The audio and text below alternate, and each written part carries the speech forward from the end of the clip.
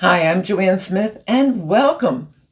For a long time, I thought trusting yourself meant always having the answer. I'm not so sure anymore. I think self-trust can be much quieter than that. Sometimes it means listening a little longer, asking one more question, gathering more information before deciding, and sometimes it means stepping back. Not because you stop caring, because you believe others should and can make as many of their own decisions as possible.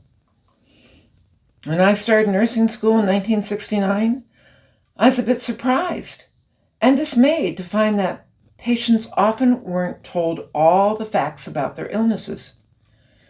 Doctors often discussed it with the family, and together they decided they didn't want mom or dad to know they had a terminal illness. I vividly remember one gentleman who broke his arm when he was bowling. He talked about how it felt like a perfect swing before he released the ball, when he heard the snap. He was in the hospital receiving radiation therapy. His question? If radiation can kill cells, then how do they expect this broken arm is ever going to heal? Personally, I think he knew. He simply wanted someone to tell him the truth.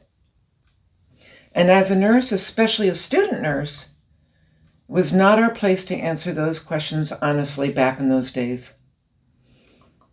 I'm learning little by little that my friend I spoke of on Tuesday rarely made the decisions.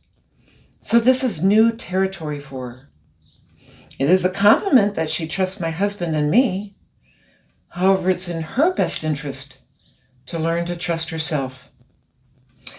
We've also learned that we sometimes have to explain the same idea in different ways. What might seem obvious to us isn't to her. This reminds me of when David was remodeling a cafe and our friend Mike volunteered to help him. David would explain what and how he was going to work on. Mike said, all I heard was blah, blah, blah, blah, blah. And then little by little, what David started saying made sense. I still can't do the work he does, but at least I have a glimmer of understanding. Maybe that's how self-trust starts, when we have a glimmer of understanding. I'm Jo, your encourager. See you next week for When Does Helping Become Carrying? Let's just say I had a refresher course this week.